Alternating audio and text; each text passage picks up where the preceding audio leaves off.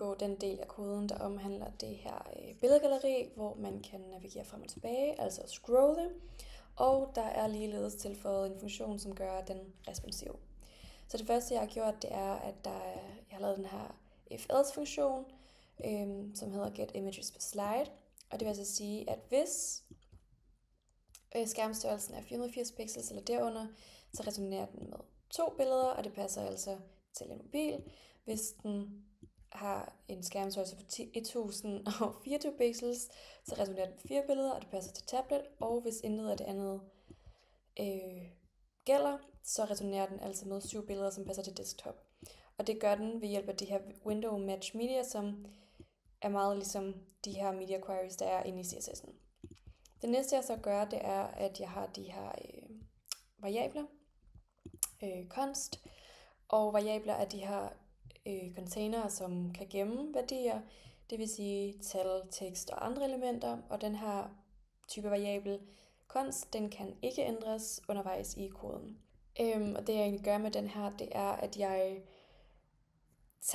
henter forskellige HTML-elementer ved hjælp af DOM, og DOM står for Document Object Model, og det gør, at man kan hente de her HTML-elementer eller strukturer, og ved hjælp af JavaScript så manipulere med dem undervejs, mens brugeren bruger browseren.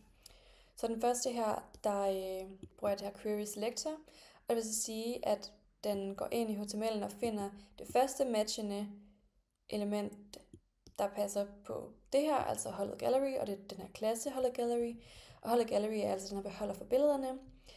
Det næste jeg så gør her, det er, at jeg tager query select all, det vil så sige, at den går ind og henter alle elementer, alle der har samme navn her, som de her to, holdet gallery og holdet gallery list. Og det fungerer faktisk ligesom et array. Det er det ikke, men det er et node list, men det fungerer lidt på samme måde. Og de to næste her, det er altså de her navigationsknapper, som den går ind og henter fra HTML'en ved hjælp af deres ID, altså pref button og next button. Og det er så dem, der bliver brugt til, at man kan komme frem og tilbage i galleriet, når man klikker på dem. Det næste, jeg så gør, det er, at jeg har den anden type for variable her, som hedder let, og det er altså de her variable, der godt kan ændres undervejs i koden. Og jeg starter så med at definere, hvilken side man starter på, og det gør man ved index, og index skal være 0, for det er det første slide. Den næste linje her, der kalder man på funktionen fra før, altså den her get images per slide, som ligesom definerer antal billeder, der bliver vist baseret på skærmstørrelsen. For ligesom at tælle, hvor mange billeder der er i alt. Og det skal man så bruge, og det bruger man så til at finde ud af, hvor mange slides der er i alt. Den næste hernede, der tager man den her variabel const og måler bredden på det første billede i galleriet, og her bliver der så brugt det her get bounding client rect width, som returnerer den synlige bredde i pixels. Og det er ligesom nødvendigt for at kunne regne ud, hvor mange pixels hele galleriet skal flytte, når man scroller. Den næste hernede, der regner man ud, hvor langt man skal flytte galleriet hver gang man klikker. Og det gør man ved, at man tager billedet bredde og ganger det med billeder per slide. Den næste hernede, der regner man ud, hvor mange slides der er i alt. Og her bliver der så også brugt den her math seal til at afrunde. Og den næste hernede, den næste funktion her, den omhandler lidt animationen af scroll. Og det er ligesom brugt til at flytte galleriet med en animation.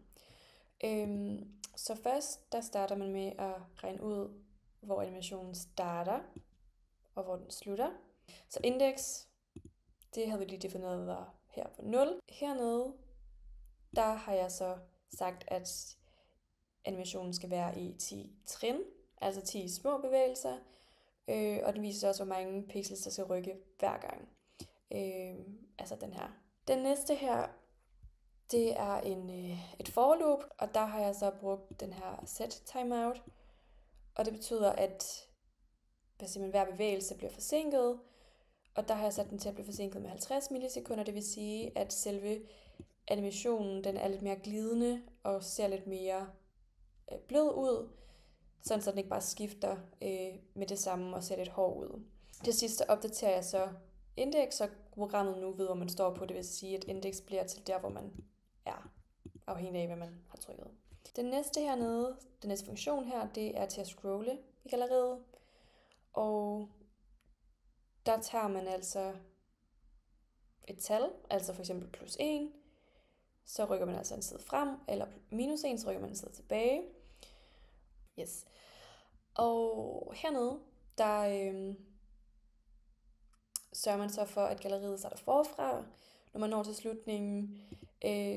Så det vil sige, at når man når på sidste slide, og man så trykker på videre, så rykker man frem tilbage til første side. Og ligeledes, hvis man så står på den første side og trykker tilbage, så rykker man altså helt frem til den sidste side. Ja. Til sidst så kalder man så her på animation scroll, eller animate scroll, for så at komme frem til den nye placering.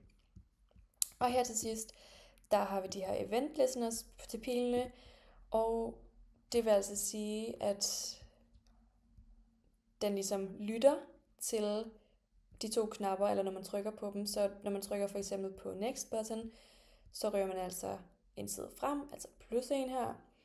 Og når man så klikker på forrige, altså previous button, så rører man en gang tilbage. Og så, ja, funktionen kalder sig på scroll gallery med det passende tal, som I kan se her.